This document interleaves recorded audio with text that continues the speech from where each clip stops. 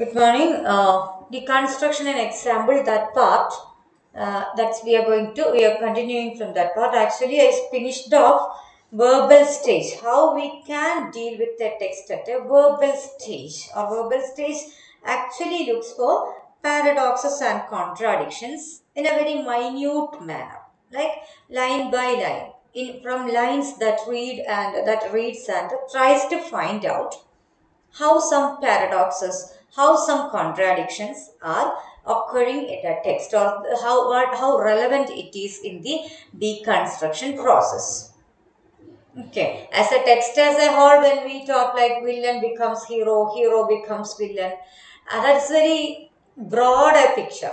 After reading the whole text, we may get that. But this is going to be about a minute and detailed mode of. So, see, you are reading in between the lines. Okay, so that difference you can see there. Okay, and as I told you, we are not going like a line by line reading, but after finishing of the explanation, I will just read the whole part. I try here to give a clear example of deconstructive practice, showing what is distinctive about it, while at the same time suggesting it may not constitute a complete break with more familiar forms of criticism. Yes. So suggesting it's not a complete break with the more familiar forms of criticism. The three stages of the deconstructive process I read out, like verbal, textual, linguistic, that's what we are going to see here. They are illustrated using Dylan Thomas' poem, A Refusal to Mourn the Death by Fire of a Child in London. It's just a reading for you people. The verbal stage is very similar to that of more conventional forms of close reading. Close reading, what is the purpose and how it goes, I told you. Yeah, you see, you are concentrating on one or two passages, or sometimes it's like even every passage is given too much of importance. You spend a lot of time on that and on. As pioneered in the 1920s and 1930s in the Emerson's Seven Types of Ambiguity. Actually, it's the name of a book. Should be in italics. Yes. So and elsewhere, and how even the ambiguities that come in that occur in certain texts, how we can make use of that for the sake of deconstructing reading in a different way. Okay, it involves looking in the text for paradoxes and contradictions. That's the main point. Paradoxes and contradictions. That's what our major focal point at verbal stage at what might be called the purely verbal level. Purely verbal level. So, paradoxes and contradictions at what might be called the purely verbal level. Actually, this is the verbal level of that stage. Verbal level, verbal stage. This is about verbally you are playing like a paradoxes, contradictions. When that occur, you play at the verbal, you are making use of the verbal level of analysis. Okay, and for instance, for instance, the final line of Thomas' poem reads, "After the first death, there is no other." That was the line we focused. After the first death, there is no other. That's the final line of the poem. And what's wrong with that, or what's problematic with that? We saw that in a classroom, and again, I gave you the example of a classroom where you have more than one student. So, like first, second, third, if you have a competition, you assign the position like after according to your scoring. Only if other students are there, you have to talk about these positions. And here the line reads like, after the first death, there is no other. So if there is nothing else or no other, nothing, no other, you don't have to talk about this position like first.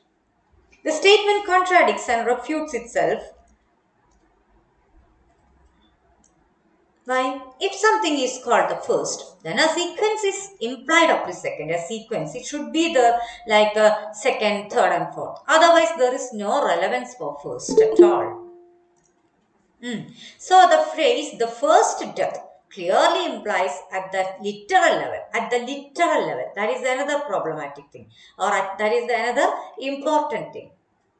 After the phrase, the first death definitely in the literal sense. Literal sense means our very normal, without having any thought on metaphorical sense or anything beyond our reasoning power. It's literal, dictionary meaning. If you take, that is going to be there will be others. That is the implication after the first death. If you talk about first, there will be others. That is the idea that we have been taking too much for granted. But here the line reads like, after the first death, there is no other. That is a statement that contradicts and refutes itself. And internal contradictions of this kind are indicative. Internal contradictions. This is an internal contradiction. It's a contradiction that is within the poem. Of this kind are indicative for the deconstructionist of language's endemic unreliability. For the deconstructionist critic, this is the language's endemic unreliability. They want to show that, they want that very badly. Every time they say, it's not like, it's unlike structuralists say, they say that language is highly reliable. You don't have to be worried about using that.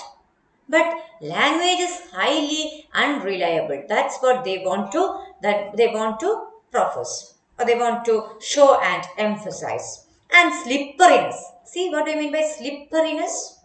Slipperiness of language. We all come across, they have already explained all these things like breaks, fissures. We gloss over a text and we come across certain of these flops or the slipperiness. Sometimes we mean something, others take something else because of this unreliability and slipperiness of language. These are the features of language which are not actually given by or taken by structuralists. They say that it's highly reliable a medium, of which more will be said later. And again, he says this about Peter Barry's explanation. There are other examples of this kind in the poem. There are other examples of this kind in the poem. Please look again at the poem and see if you can identify others. So definitely there may be something else. So this is about Peter Barry, or he's giving a deconstruction example at a verbal stage. Please keep in mind this is the verbal stage. I'm reading it again for you. That's all. You might begin by considering use of the word until. That was the second point. Considering the word until, and I told you how it is like, wait until I come. The combination goes, but in the poem it is with never, and that combination cannot be actually in a literal sense or our normal sense of the combination. We cannot approve that because it's almost like using two negatives. I don't never do it, that I gave you the example, which is by grammatical composition, it's not really right. I don't do it. I don't never do it is not needed. I don't is already a negative. So never also is a negative. In that case, you see never until. That is the way this poem begins. Never until. So this combination until and never together cannot be approached. That's what it says. So until means something is going to continue, something is going to occur. You can wait and you can expect something afterwards. But never means obviously that is closed forever. Never.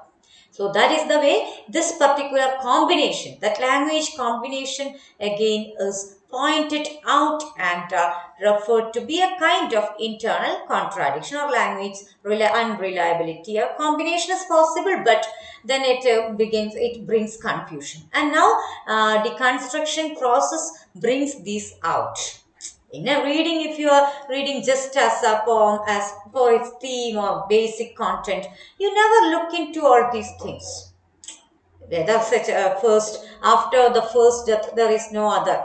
If you hear such a line, you don't give too much of importance if you are going for a surface level reading. And the same way, until and never. combined here, you don't care much about that.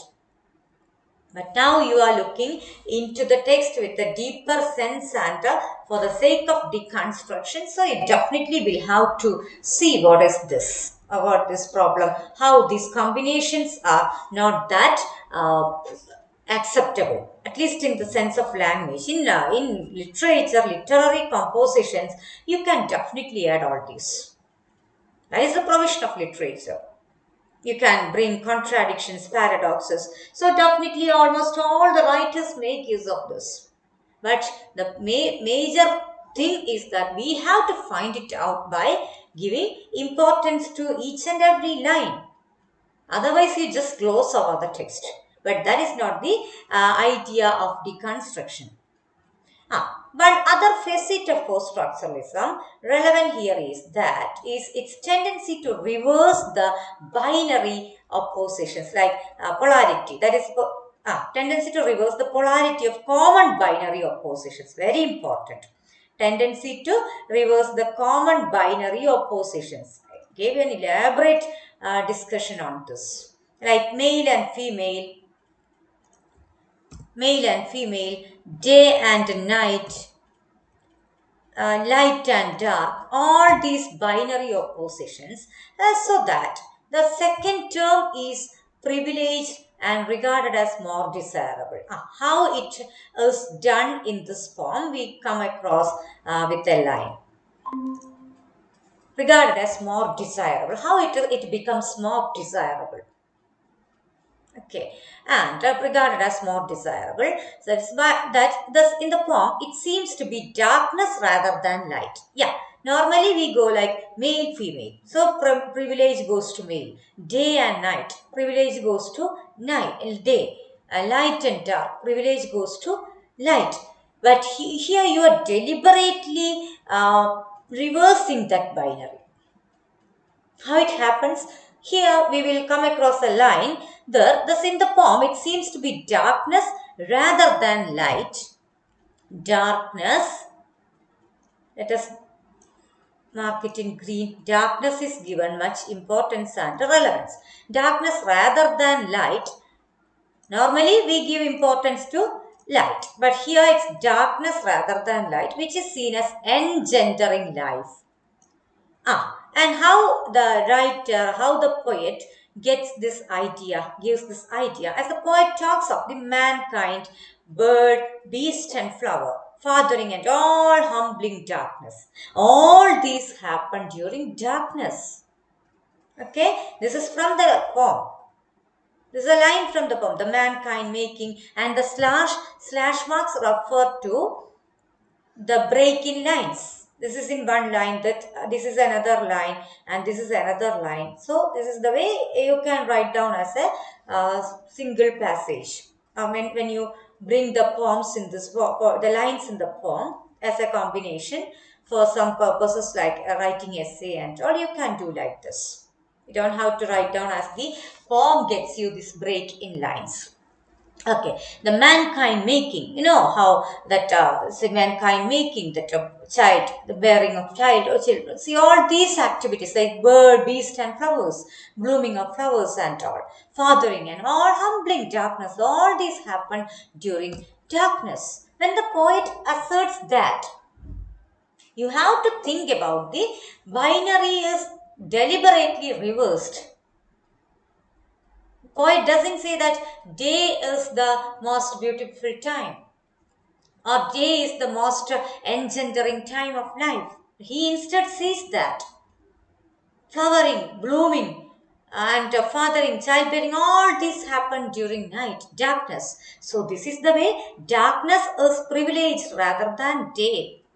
But what we have been taught or what we have taken for granted, we always have the tendency to say, yeah, day, night. In that, night is seen to be very problematic, very, bringing terror, horror, without light and all. And even light, dark, the light is given prominence. But that binary is deliberately reversed even in such a line. So, the mankind making bird, beast, flower, and all humbling darkness. Okay, yes. Now, This paradox reflects the way the world of this poem is simultaneously a recognizable version of the world we live in. This paradox reflects the way world of this poem is simultaneous. World of this poem. The world of this poem is simultaneously a recognizable version of the world we live in. Why? Obviously, we have this tendency to take all these traditional thinking or what is already given to be taken for granted. We are taking it for granted. We are taking these for granted. And an inversion of that word. Now we are going to think in a different way. That is the way we go for an inversion of the word. It's very important. Inversion of that word. For the deconstructionist, again, such moments are symptomatic of the way language doesn't reflect or convey our world, but constitutes a world of its own. It's actually just a constitution. It's just constituting. According to your convenience, your ideas, you constitute or you take something for granted and you say that it's almost natural and all. You know how heterosexuality has been taken as natural. But now, after LGBTQ and or how the other people are getting uh, prominence or at least acceptance, by law, gay and lesbian relationships have been prevented or by law it was taken as problem or taken as uh, against law, but now certain nations make their policies, they change their rules. It's now getting approved because see heterosexuality has been taken as something natural and other as something unnatural, but nowadays the thinking thought process it starts changing. How? With all these discussions in academia, actually these changes are brought forth. And that's why it's told like it's just one of the examples. But we have a lot of examples, like even the way women getting freedom, women empowerment, women taking different professional positions. There was a time when women were prevented even from getting educated. They were inside the kitchen. But this is almost like, yeah, it's just a constitution. You just take that in that way. Others have the provision, others have the chance and freedom and right to take it in a different way. That's why it's symptomatic of that deconstructionist to say language doesn't reflect or convey our world. It's not a reflection, it's not the only reality. Your language expresses something, or when you hear something you take it in that way, but others can take it in a different way. It's just about a constitution. It's just about, yeah, Bhagat Singh is the freedom fighter for Indians, but for the Britishers, he's a terrorist. So they have that the same person, same symbol, taking two different readings or positions or attributes. In the same way, it's going to be language is not that reliable as structuralism says. That's what they want to emphasize. A kind of parallel universe or virtual reality is just about a parallel universe or virtual reality. What you take for granted is your own reality, your own reading. You cannot insist upon others to take that too much for granted. And identifying contradictory or paradoxical phrases like these then is the first step in going against the grain. Yeah, that is the first step in going against the grain of the poem or any writing. This is going to be the first step. And we will come across different other steps as well. So first, it's about the verbal stage where we are most often concerned about the paradoxes and the contradictions. Certain examples are taken from the poem itself, reading against itself, showing. So this is about the deconstruction practice or what is about deconstruction. That's against itself, reading a text against itself, showing the signifiers at war with the signified. You know how signifier always showing only one signified is the idea in a traditional reading. Isn't so? Isn't it so? Yeah, you have a poem, you have a reading. So you always think that signifier is always pointing out to some one signified, one concept. Only one signified stands for concept. You know, it's from nature of linguistic science. Learned it. Sociorian concepts, all those are given to you. Where you have signifier, signified. Here signifiers referring not just one to one signified. That's why we draw a tree with a swing on that, a child who has that positive memories of such a swing or certain other, a lot of mangoes on the tree. Whenever the child listens to or hears the term tree, those concepts come to its mind. One other person sees a favorite, a person sees a person, and another one hanging on the tree. So that every time tree as a term reminds him or her of that kind of a negativity. So concepts, signifieds are not at all stable or fixed or so see, it's not fixed as it says, as we think. That's why different readings are possible. But we do not prefer to do that because we need that comfortable reading, comfortable interpretation, and we would like to take that for granted so that it's easy. No other provisions, no other possibilities you have to be worried about. But deconstructionist critics do not want to do that. They do not want to do that.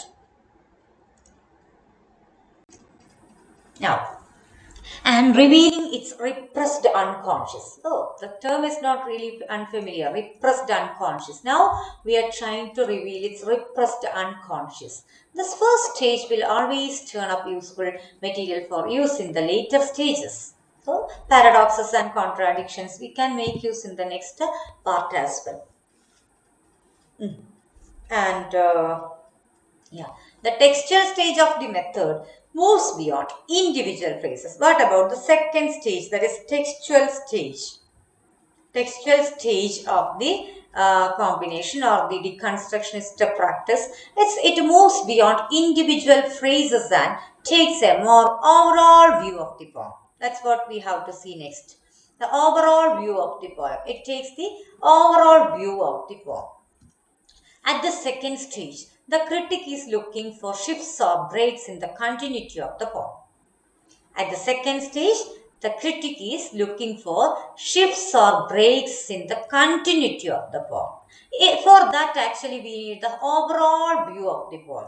It's unlike in the first stage I told you, verbal stage, we have the tendency or the deconstructionist critic has to point out or concentrate upon just one line for more than 10 or 13 or 15 minutes because it should be a keen observation, line by line observation.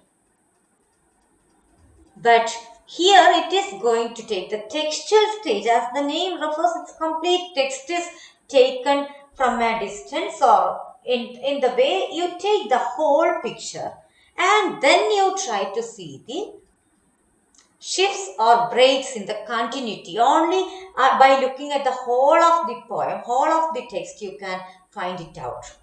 This is the new part. Okay, the last one, the other one, it's already taught, but that was just a revision. But textual stage, regarding the textual stage, I am explaining. Actually, this is the first time I am explaining. Please note down, please listen very carefully. The textual stage. Verbal after textual, yes. Then, these shifts reveal instabilities of attitude and hence the lack of a fixed and unified position. Instabilities of attitude. Think about the shift. Shift or break in the continuity. Where instability of attitude. Somewhere you are breaking the voice, the viewpoint, or something, some tones. That is broken. Or you find some inconsistencies. Where it definitely refers to some instabilities. And in a normal reading, we gloss over that. We do not care much about. We just want to see, the whole poem talks about death of a child in London by fire, and some person says about his unwillingness to mourn, refusal to mourn. That's all. And it's not that. It's something beyond that all. The whole poem, if you look in a detailed manner, look deep into that, we will see a lot of other themes. Not even death. It talks about life. So all these inconsistencies, instabilities we will come across at a textual stage. So textual stage of any deconstruction process actually goes for an overall view of the poem, like shift, breaks, fissures, omissions, all those. Hence, the lack of a fixed and unified position. Lack of a fixed and unified position. We will select and underline that was with the breaks. So, lack of fixed and unified position. They can be of various kinds as listed in the diagram given earlier. Hope you remember the inconsistencies, breaks in viewpoint, tone, all those that with a in a text in a box we have seen all those. They can be of various kinds, like they may be shifts in focus, shift in time or tone, viewpoint, attitude. At one point, the narrator seems like saying one thing, at the next point, he or she seems like saying something else. Attitude, pace, vocabulary, even every inconsistency you can note down at this stage. Any inconsistency in focus, time, even tense inconsistencies. One paragraph reads in a way like, in present tense it goes in that way, but next paragraph you can see it as with the whole most of the sentences are constructed using past tense. So these are the way inconsistencies can or may occur in a poem or any writing.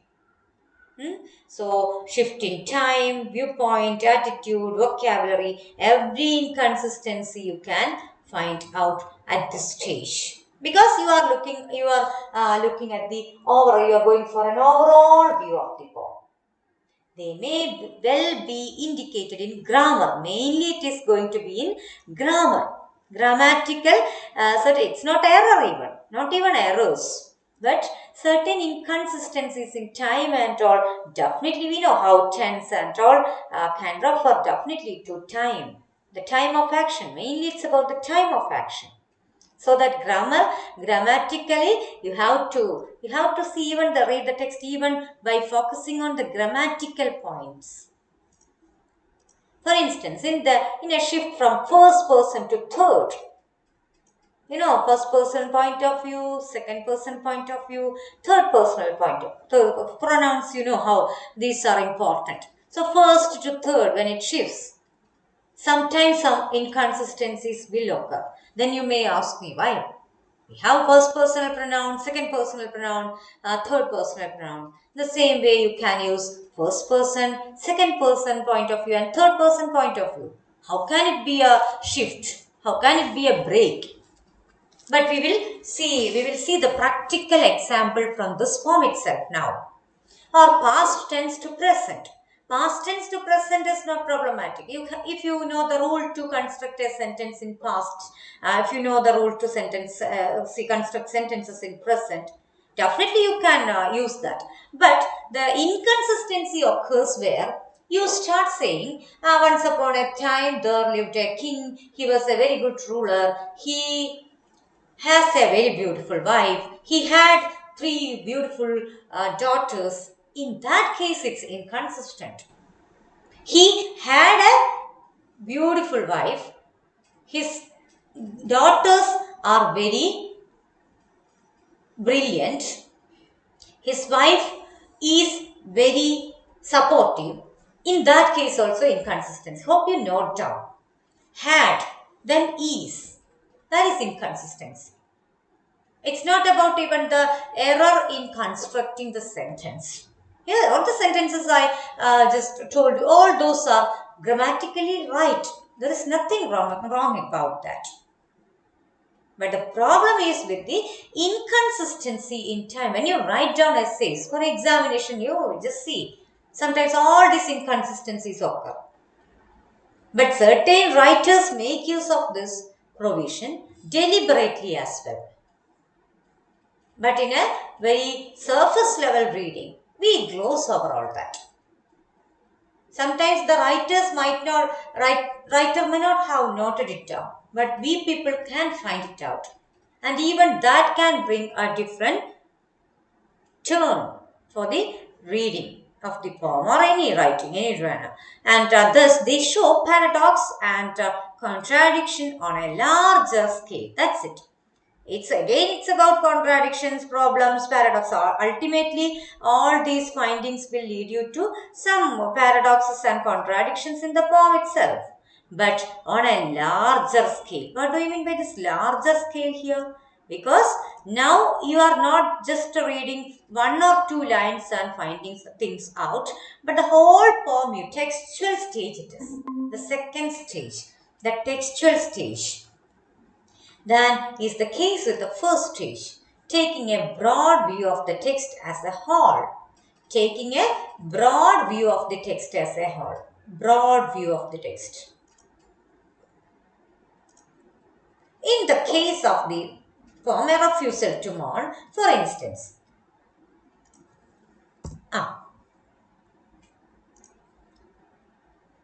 there are major time shifts and changes in viewpoint. These are the major points that we will note down in this poem. Major time shifts and changes in viewpoint. Okay, not a smooth chronological progression. Not a smooth chronological progression. Yeah, after present, then past. Sorry, after past, then present, then future. This is not, you cannot expect that in this part, in this form. You have a lot of shifts in changes on viewpoint, time, everything. We will come across that.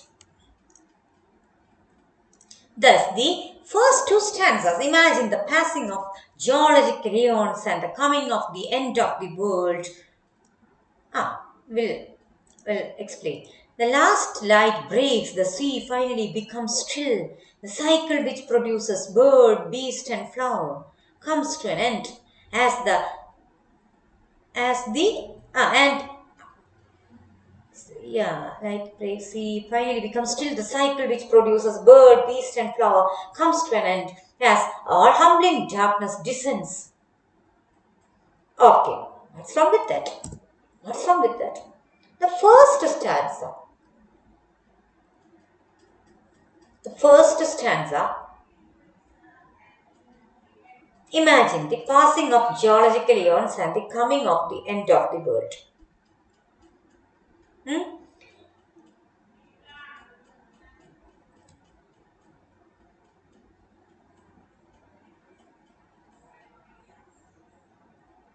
That is okay. First stanza itself talking about the end of the world. And last line breaks, the sea finally becomes still. All these are discussed in the first stanza, and even the bird is all those something about the whole universe that is told there. The first stanza. But the third stanza is centered on the present. Third stanza is centered on the present. Actual death of the child. What about that? At one point you are talking about at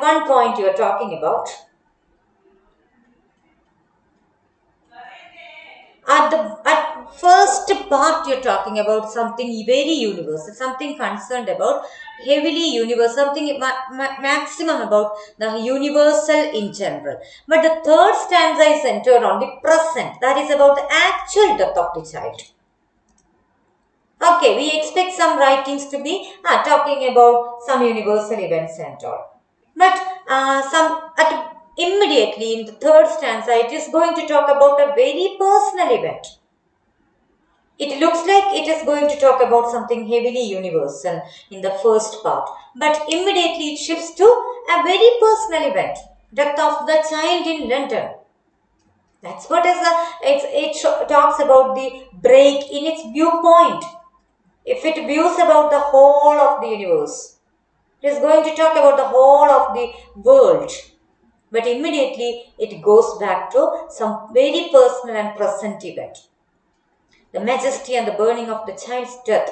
The final stanza takes a broad vista like the first two, but it seems to center on the historical progression, the recorded history of London. Progression of the recorded history of London. Just wait.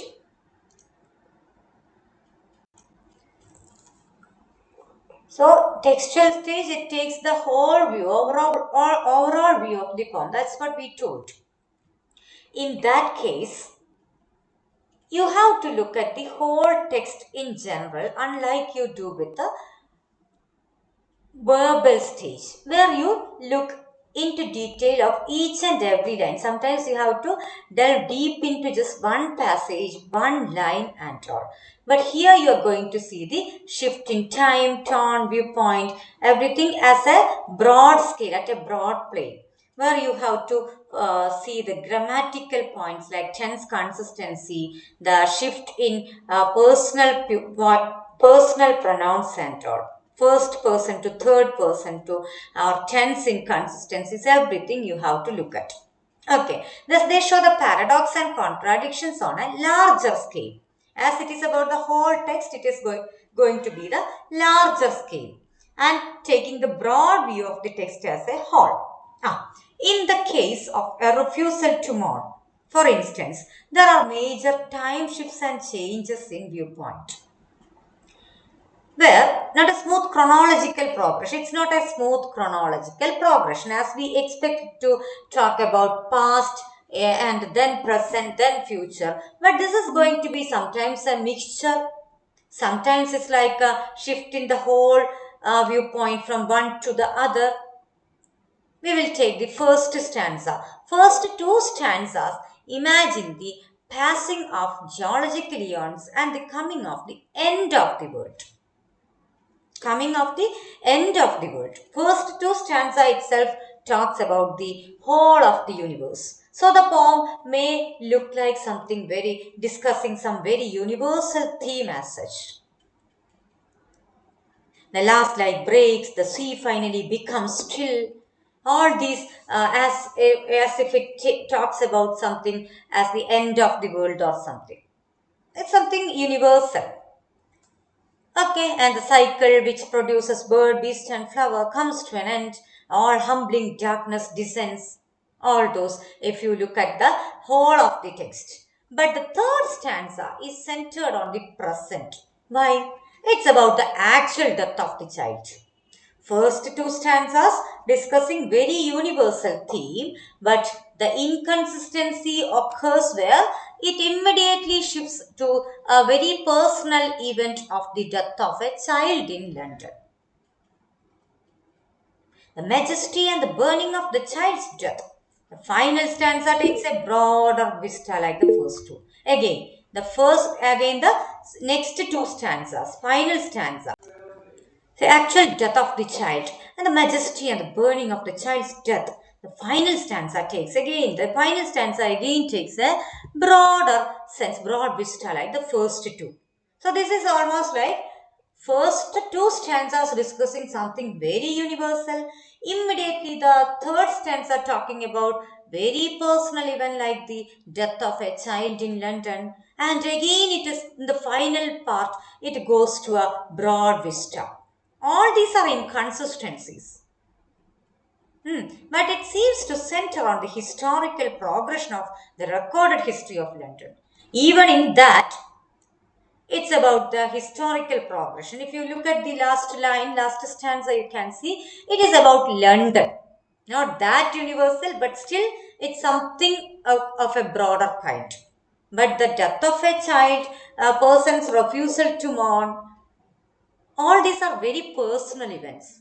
The other part or other two or three stanzas are very universal, discussing something heavily universal. So as witnessed by the unmourning water, of the riding Thames. All these are related with the London. Thames is a river in London. So this is almost about London.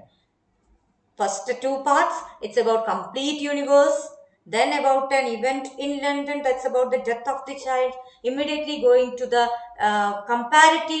comparatively broader plane like London and Thames, or the historical records of London. So there is no consistency if you look at the poem in a broader sense, broader plane, like a textual stage identifies all these.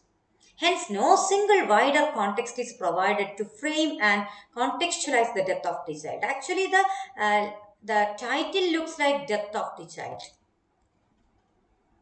Or it seems like saying it is going to be a poem about the death of the child.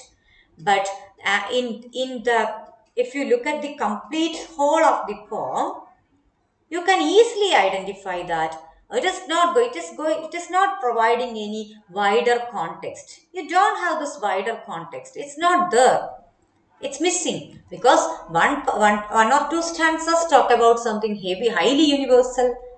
One particular part it is about just a personal event, then about recorded history of London or something about London, which is not that broad, not that narrow. Narrow in the sense, not that personal. It's about a particular geographical space.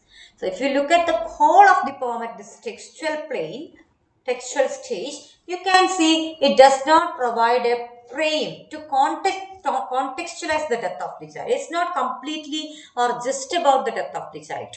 The poem takes a universal theme, then about a personal event, then about about something about the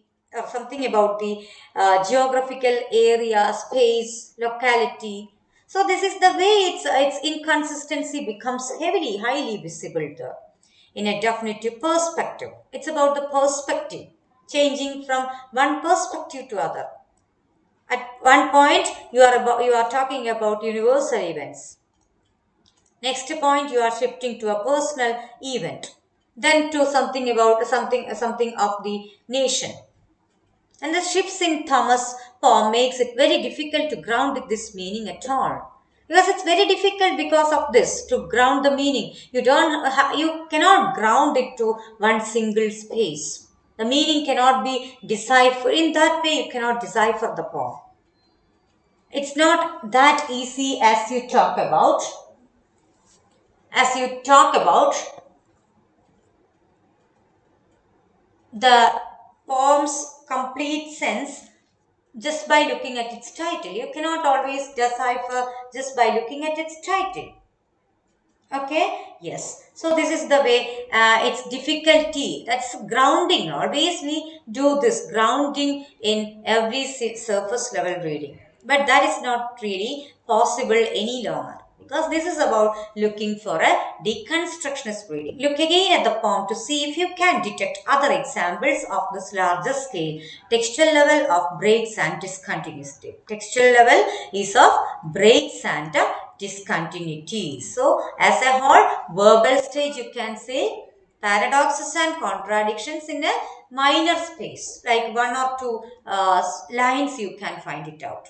But textual stage gets you breaks and discontinuities at a broader vista, broader spectrum, because you have to look at the whole of the poem first and then you have to analyze it in detail. Note that omissions are important here. That is, when a text doesn't tell us things we would expect to be told.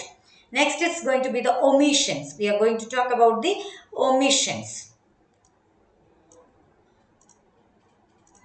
where the text doesn't tell us things we would expect to be told. What's wrong with that? What's problematic about that? Yeah.